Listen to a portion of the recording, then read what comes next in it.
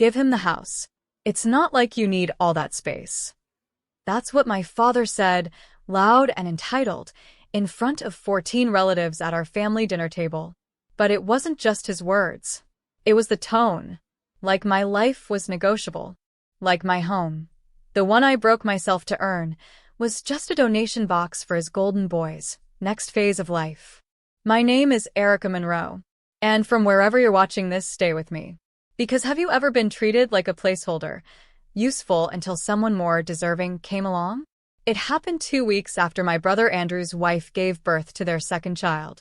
The whole family gathered for one of those forced, tension-heavy dinners that always feel like a performance. The air was thick with overcooked beef and undercooked respect. Everyone was laughing, toasting, talking about how beautiful Andrew's family was. Mom kept wiping invisible tears like she was at an awards ceremony. Then, out of nowhere, Dad put down his fork, tapped his glass, and said, "We've been thinking." That's when my stomach sank. I've known that phrase since childhood. It never ends well for me. You've done great for yourself, sweetheart. Big house, no kids. Lots of space. He paused, glancing at Andrew, then back at me. Your brother's family is growing. They need more room. And it just makes sense you've got that 4-bedroom place all to yourself. You're barely there. The whole table went still. Not out of shock, but out of expectation. Mom sipped her wine. My cousin fiddled with her bracelet. No one looked at me. Andrew was smirking like he already had the keys. And that's when I knew this wasn't a suggestion. It was an ambush. I smiled. Not because I was okay, but because I was raised not to show teeth when I bleed. You want me to give up my house? I said calmly. Because Andrew and his wife had another baby? Dad shrugged. Family sacrifices, Erica. It's not a big deal. You can stay with Aunt May, or find something smaller. You work remote, location doesn't matter. Mom chimed in softer. It's just a house, honey. You're not a mother. You wouldn't understand how cramped things feel with kids. And then Andrew, perfect, pompous Andrew, added with a chuckle. We'd take good care of it. Maybe even repaint that weird green wall of yours. Laughter. Actual laughter. Like this was all one big, hilarious idea. I looked at the faces around me, people I had paid bills for, helped out of debt, supported when they were down. Not one of them said, "This is wrong." Not one of them asked, "Are you okay?" I folded my napkin slowly, stood up, and said, "I'll think about it." They smiled. Pleased. Because that's how I survived them for so long, by pretending I was willing. But the truth? That night, something inside me snapped. I drove home in silence. Parked in the garage I built with my own hands. Sat in the hallway of the house they casually tried to claim. And I made a decision. I wasn't going to fight them with screaming or crying. I was going to respond with one quiet, strategic move, one they'd never see coming. And it would be the last time they ever mistook my silence for surrender. I wasn't surprised they tried to take my house. Because they've been taking from me my whole life, in smaller, quieter ways. I was born first. The responsible one. The mature one. The built-in babysitter when Andrew was still wetting the bed. I was changing his diapers before I even hit double digits. While he got celebrated for tying his shoes, I was already expected to be the second mom. And when our real mom got sick during my teenage years, guess who handled her hospital runs, the insurance paperwork, the prescriptions? Not Dad. Not Andrew. Me. They used to say I was the rock of the family. But I've learned that's just code for the one we can dump everything on. When I got my scholarship to UCLA, Dad told me I was being selfish, that Andrew would feel abandoned. So I deferred for a year. Worked 2 jobs. Helped cover the mortgage when Dad's business hit a rough patch. Andrew? He was DJing house parties and crashing his car, twice, while still being called the hope of the family. By the time I finally left for college, I had 2 ulcers and a bank account so thin it squeaked. But I got through. I made it. Majored in finance. Took night classes. Graduated with honors. Landed a consulting job within a month. Meanwhile, Andrew got arrested for DUI twice. Spent a year unemployed, then married a girl he met at a bar because she grounded him. Spoiler, she didn't. But the family? They threw them a dream wedding, gave him a down payment for his first condo, toasted him like royalty. Me? When I bought my first house, I didn't even get a phone call. No, we're proud of you. No, you did it. Just mom texting. Make sure you don't overdecorate. It's tacky when single women try too hard. And now, they were acting like my home was an extra sandwich I could hand over at dinner. But here's the part they forgot. I didn't build this life with them. I built it in spite of them. And the irony? The very house they want was purchased using a bonus I earned after closing a deal Andrew had failed to land at his own company. I bailed him out behind the scenes because Dad begged. Just this once, he said. He's trying, sweetheart. Be the bigger person. But being the bigger person doesn't mean shrinking yourself until you disappear. And that's what I'd done for too long. I had kept quiet when they called me too ambitious. Laughed it off when they joked I'd die alone with a spreadsheet. Swallowed the ache when they skipped my promotion dinner because Andrew's toddler had a mild fever. I had taken every slight, every insult, every backhanded compliment, and built my life like armor with it. But now? They were coming for the very roof that gave me peace. That house was more than wood and walls. It was the first space I ever felt free. And I'll be damned if I let them strip me of it like they did everything else. They had no idea what I was capable of when pushed. But they were about to find out. And this time, I wasn't playing the role of the quiet, helpful daughter anymore. It started with a text from my cousin Lena. Just 5 words. Did you say yes yet? I stared at it confused. Then I replied. Say yes to what? She sent a voice note back, whispering like she was scared someone might hear. Andrew told everyone you agreed. Aunt Celine said you're donating the house for the good of the family. Everyone's already talking like it's happening. My throat tightened. I hadn't even finished digesting the shock of the dinner ambush, and they were already spreading the lie that I'd agreed to hand over my home like some saintly big sister. It wasn't a misunderstanding. It was a setup. Later that night, I did what I should have done earlier. I checked the family group chat. I usually mute it, 67% recycled memes, 33% passive-aggressive digs. But when I scrolled back, I found it. 2 weeks before the dinner, Mom had sent a message. Let's make Andrew's transition as smooth as possible. Erica will do the right thing, she always does.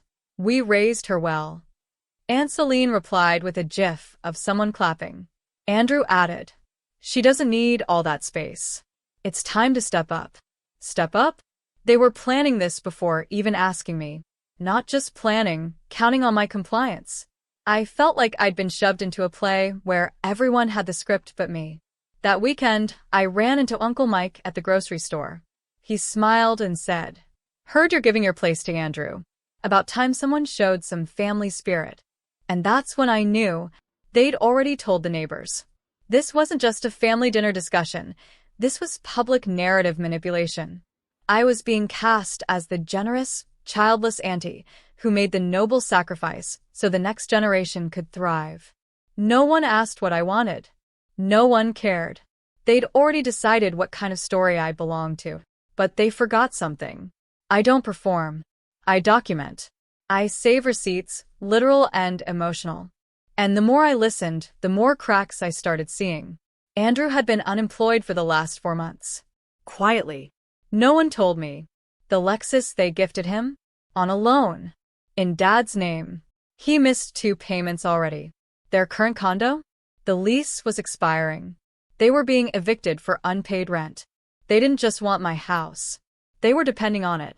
My place wasn't just a convenience, it was a lifeboat. And I was expected to drown quietly so they could float. That night, I pulled up every financial document I had. Cross-referenced family names. Remembered a conversation I had with our old tax advisor when I filed my own returns last year. Something didn't sit right. I requested a personal audit. And what I found next? It wasn't just emotional betrayal. It was financial theft.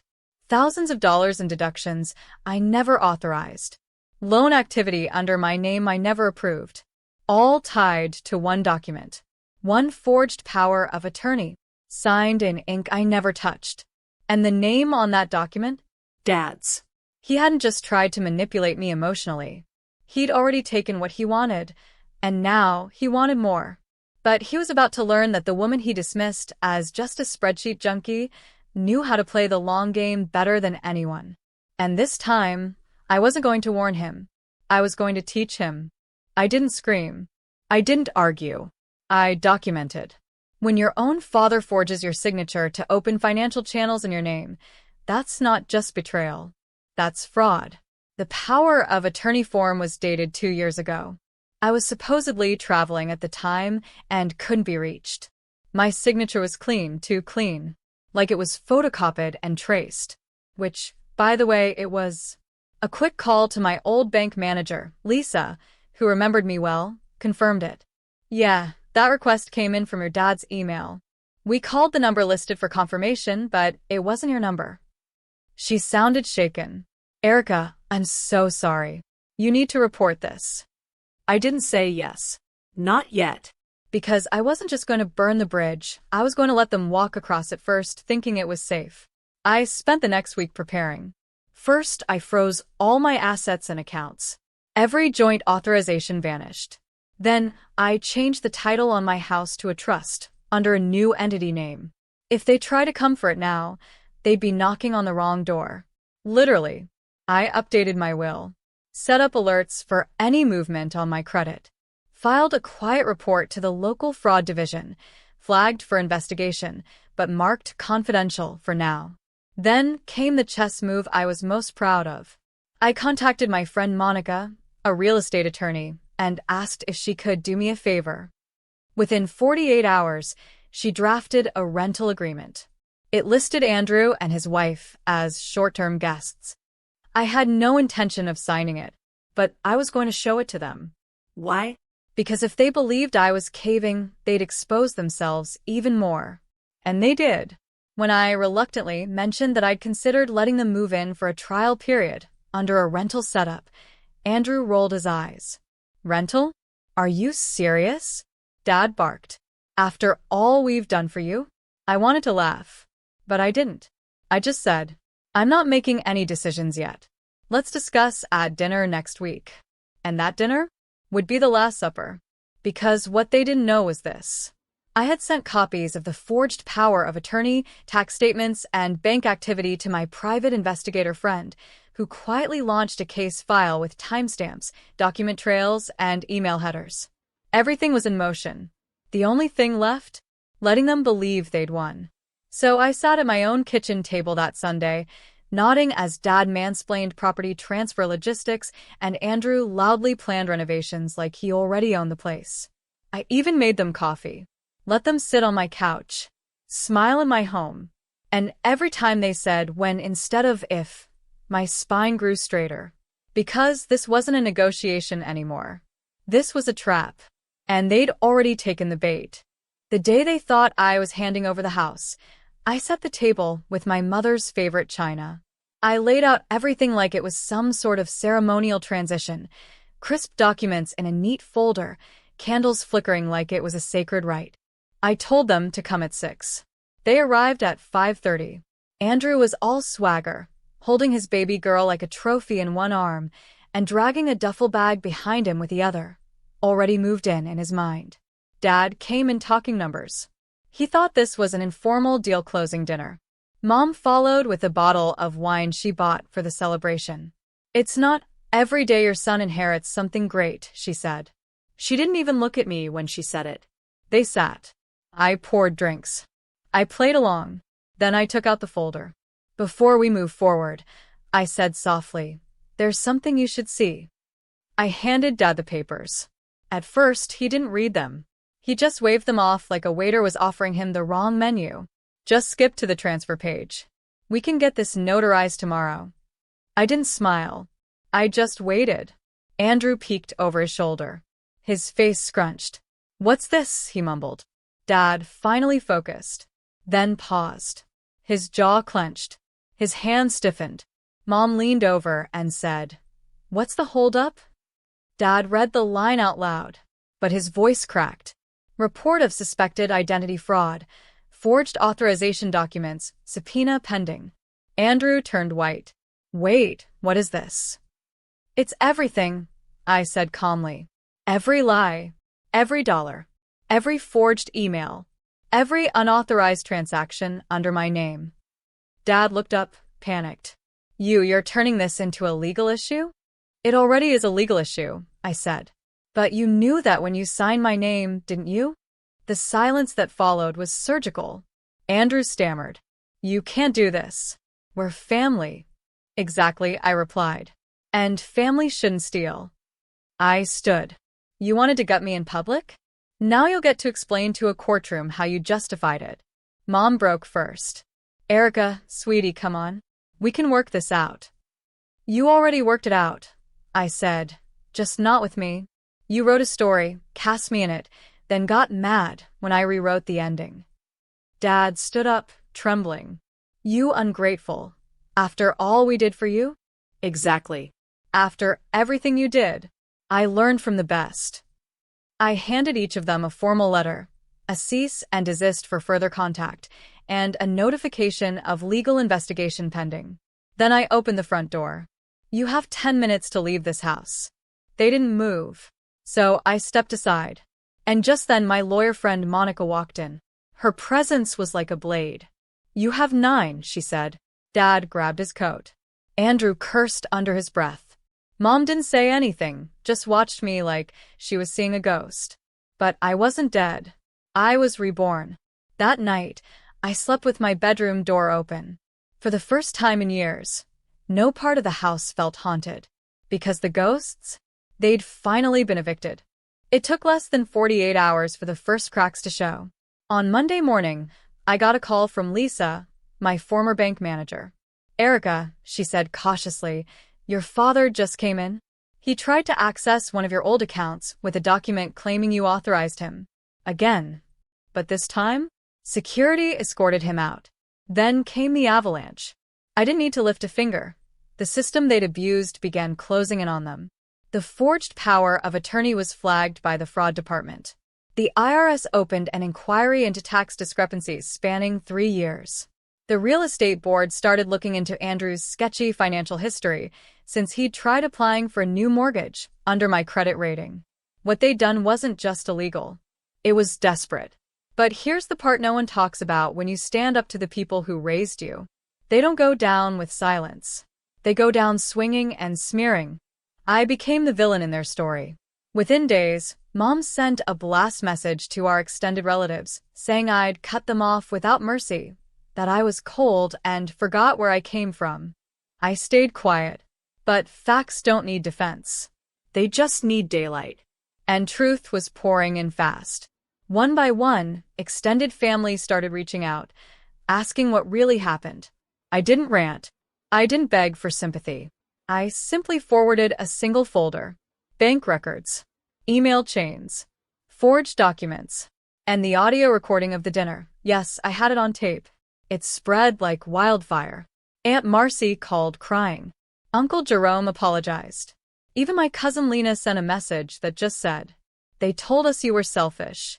Turns out, you were just surviving." Meanwhile, Andrew's wife left him. She didn't even pack much, just took the baby, the Lexus keys, and left a sticky note on the fridge. Good luck inheriting that. Dad was forced to sell his tools to pay off some of the debt he'd tried hiding under my name. Mom was spotted at her old workplace, asking if they were still hiring. And for once, I felt nothing. Not glee. Not pity. Just closure. You see, they thought I was cold because I didn't cry at their table. But they never understood. My tears dried years ago, when I begged them to see me, and they blinked past me like I was furniture. I didn't destroy them. They destroyed themselves. All I did was stop carrying the debris. By the end of the month, they were ghosting everyone. Their phones rang unanswered. Their email auto-replied with "Please respect our privacy." Privacy? After they blasted my name in every chat thread from here to Arizona, now they wanted silence? They got it. Because the silence wasn't punishment. It was peace. And I was finally living in it, room by room, breath by breath, day by day. The house they tried to steal now felt like a temple. because for the first time in my life, I wasn't just surviving. I was free. I didn't renovate the house right away. I kept the dents in the hallway wall where Andrew slammed his bag in excitement the night he thought he was moving in. I left the crooked light switch he mocked once, saying, "You'll never fix anything without a man around." I kept it all, because it reminded me. I didn't rebuild my life to erase the past. I rebuilt it to outgrow it. 3 months after everything fell apart, I was sitting on my front porch, drinking coffee, when a car I didn't recognize pulled up. It was Aunt Marcy. She stepped out holding a small brown envelope. Her voice cracked. "I found this in my attic. Thought you should have it." Inside were photos of my mother, the woman I remembered before she became Mom. One photo stopped me cold. It was her holding a baby. Me. With the same porch behind her. Same light. Same sky.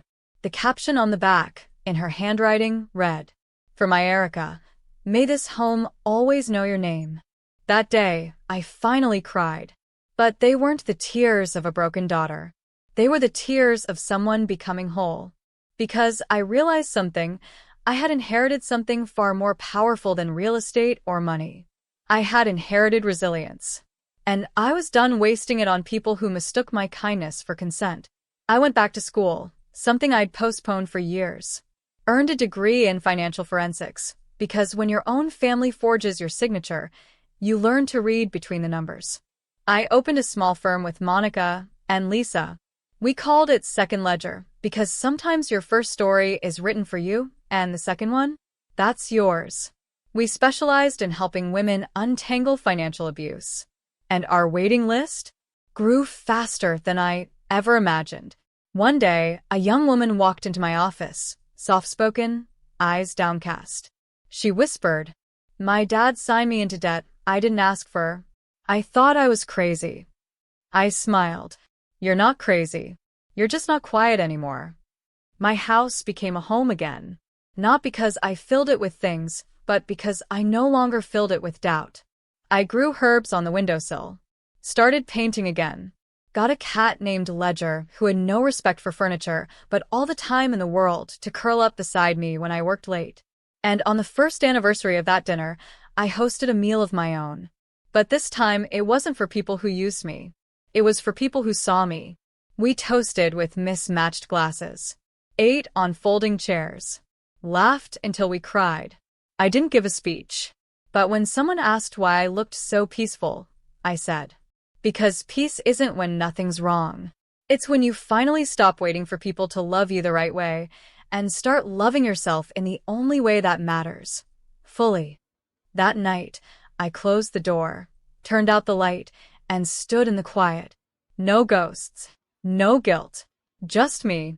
Still standing. Still whole. Still here. Exactly 1 year after that dinner, the one where my father stood over me, shouting that I owed my brother a home, I received a letter. Handwritten. No return address. Just one word across the front. Family. I opened it slowly. Inside was a short note. It read, "We've been thinking about everything. Maybe we handled things wrong. Maybe you could reconsider it for the kids? They miss their aunt. Let's start over. Please." There was no apology. No ownership. Just a familiar manipulation disguised as softness. I didn't reply. Instead, I walked to the fireplace I had rebuilt brick by brick, dropped the letter in, and watched it curl into ash. Some people don't deserve a second chance. Some people deserve distance and silence. A few days later, I heard that Andrew had moved into a cramped apartment across town. He'd taken up gig work. His wife filed for full custody. He wasn't handling it well. Dad had lost most of his connections. Turns out, forging your daughter's signature and misusing finances tends to stain your legacy, especially when court documents become public record. Mom was barely seen in town anymore. And yet, I didn't feel joy. I felt release. Because poetic justice isn't always loud. Sometimes it's quiet. A kitchen without yelling, a morning without fear, a dinner table set for people who actually care. That was my justice. One morning, while watering my herbs, I saw a moving truck pull up in front of my neighbor's house. A little girl stepped out, clinging to her mom's hand. She reminded me of me, quiet, watchful. I smiled and waved. The mother waved back. Later that day, I brought over banana bread, introduced myself, asked if they needed help settling in. "You don't have to," she said. "I know," I replied. "That's why I'm doing it." Because I had spent a lifetime doing things out of guilt, obligation, shame. Now I did things out of choice, out of strength, out of knowing who I was and who I wasn't. And I wasn't a doormat, wasn't a wallet, wasn't a scapegoat. I was a woman who survived a storm made by the people who should have protected her and planted a garden in the aftermath. Some people build homes from concrete. I built mine from truth. And when I walk through the door now, I don't wonder if I'm welcome. Because I built this place. I wrote this life. And I didn't need anyone's permission to keep living it. They demanded everything: my name, my house, my loyalty. But they forgot one thing. I was never theirs to own. And now, I live in peace. Not in spite of what they did, but because I refuse to become them.